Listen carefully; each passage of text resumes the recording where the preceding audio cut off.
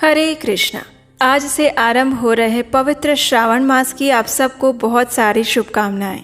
भगवान शिव आपकी हर मनोकामना को पूर्ण करें, आपको उनकी भक्ति प्रदान करें और धर्म युक्त बुद्धि का उपयोग करके आप अपने इस मनुष्य जन्म को सार्थक करें, ऐसी प्रार्थना हम करते हैं। इस पवित्र श्रावण मास में प्रातःकाल के दिव्य वातावरण में आइए आज से हम श्रावण मास का महात्म्य सुनाती हुई सुंदर पौराणिक कथाओं का श्रवण आरंभ करते हैं। आप सबका स्वागत है आज की हमारी श्रावण मास कथा श्रृंखला में।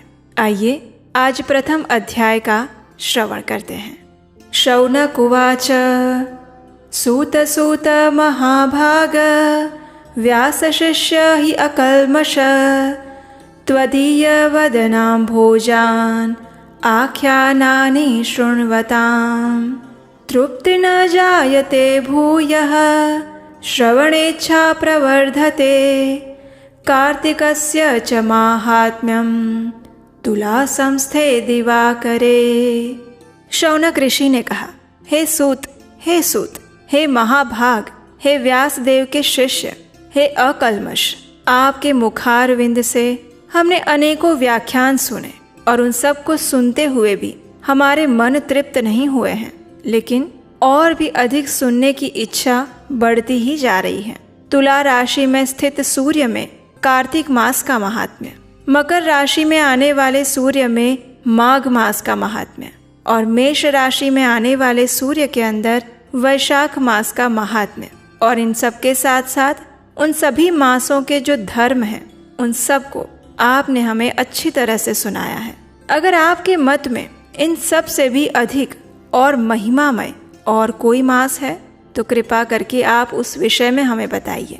ऐसा कोई भगवत प्रिय धर्म हो तो उस विषय में हमें कहिए, जिसका श्रवण करके हमें और कुछ भी सुनने की इच्छा ना रह जाए। एक वक्ता को श्रद्धालु श्रोता के सामने कुछ भी छुपाना नहीं चाहिए। शौनक ऋषि के ये वचन सुनकर श्रील सूत गोस्वामी ने कहा, हे मुनिगण, आप सभी लोग धन्य हैं। मैं आप सबको वाक्य गौरव से अत्यंत संतुष्ट हूँ। आप सबके सामने कुछ भी गोपनीय मेरे लिए नहीं है। दंभ रहित होना, आस्तिकता, शठता का त्याग, उत्तम भक्ति, श्रवण की इच्छा, विनम्रता, ब्राह्मणों के प्रति भक्ति परायणता, सुशीलता, मन की स्थिरता, पवित्रता, तपस्या, अनसूया, ये सारे श्रोता के 12 गुण बताए गए हैं और ये सभी गुण आप लोगों में विद्यमान हैं और इसीलिए मैं आप लोगों पर अत्यंत प्रसन्न हूँ और इस तत्व का वर्णन अवश्य करूँगा। ध्यान पूर्वक सुनिए। एक समय अत्यंत तेजस्वी ऐसे सनत कुमार ने धर्म को जानने की इच्छा से परम भक्ति से युक्त होकर विनम्रता पूर्वक भगवान शिव से पूछा था। सनत कुमार ने कहा था, हे योगियों के द्वारा आराधनीय चरण कमल वाले, हे देवदेव, हे महाभाग, हमने आपसे अनेकों व्रत और बहुत प्रकार के धर्मों का श्रवण तो कर लिया है, लेकिन फिर भी हम सबके मन में श्रवण की इच्छा अभी बाकी है।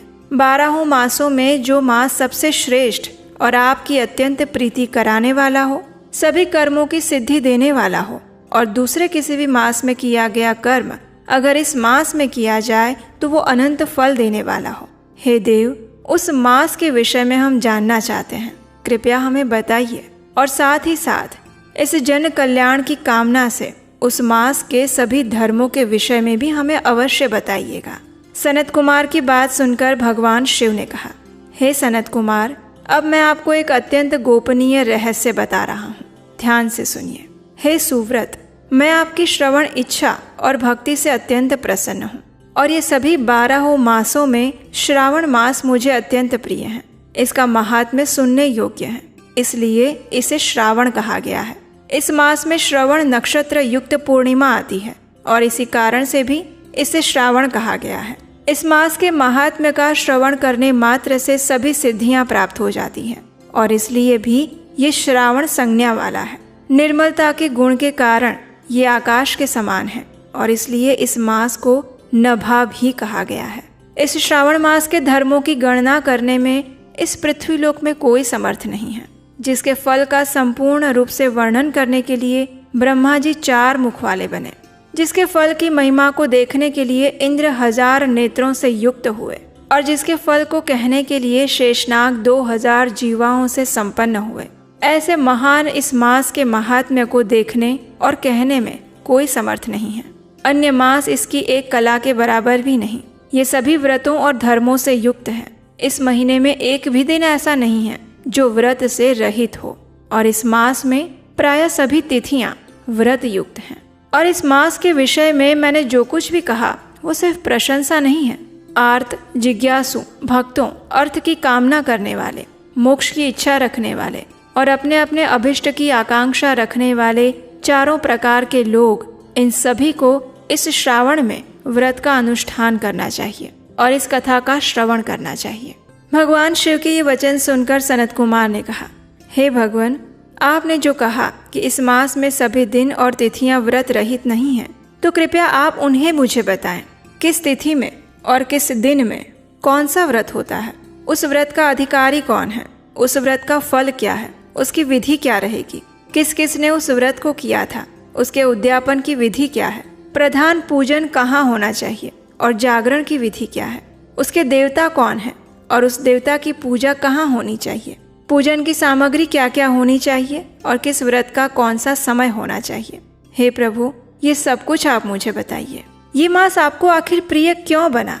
किस कारण से ये मास इतना पवित्र है? इस मास में भगवान का कौन सा अवतार हुआ और ये मास सभी मासों में श्रेष्ठ कैसे हुआ? इस मास में कौन कौन धर्म अनुष्ठान करने चाहिए? हे प्रभु, ये सब कुछ बताइए। आपके समक्ष मुझ अज्ञानी का ये प्रश्न करने में कितना ज्ञान हो सकता है? आप संपूर्ण रूप से सब कुछ बताइए। मेरे पूछने के सिवा भी अगर कुछ बाकी रह गया हो, उसे भी लोगों के हित के लिए आप कृपा करके बताइए। रविवार, सोमवार, भौमवार, बुधवार, गुरुवार, शुक्रवार और शनिवार के दिन जो करना चाहिए, ये भी आप मुझे बताइए।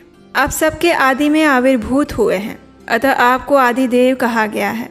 जैसे एक की विधि बाधा से अन्य की विधि बाधा होती है, वैसे ही अन्य देवताओं के अल्प देवत्व के कारण आपको महादेव माना गया है। तीनों देवताओं के निवास स्थान पीपल वृक्ष में सबसे ऊपर आपकी स्थिति है। कल्याण रूप होने के कारण आप शिव हैं और पाप समूह को हरने के कारण आप हर हैं। आपके आदिदेव होने में आपका शुक्ल वर्ण प्रमाण है, क्योंकि प्रकृति में शुक्ल वर्ण ही प्रधान है। आप कपूर के समान गौर वर्ण के हैं, इसलिए आप आदिदेव हैं। गणपति के अधिष्ठान रूप 4 दल वाले मूलाधार नामक चक्र से, ब्रह्मा जी के अधिष्ठान रूप 6 दल वाले स्वाधिष्ठान नामक चक्र से और विष्णु के अधिष्ठान रूप 10 दल वाले मणिपुर नामक चक्र से भी ऊपर आपके अधिष्ठित होने के कारण आप ब्रह्मा तथा विष्णु के ऊपर स्थित हैं। ये आपकी प्रधानता को व्यक्त करता है। हे देव, एकमात्र आपकी पूजा से पंचायतन पूजा हो जाती है, जो कि दूसरे देवता की पूजा से किसी भी तरह संभव नहीं। आप स्वयं शिव हैं।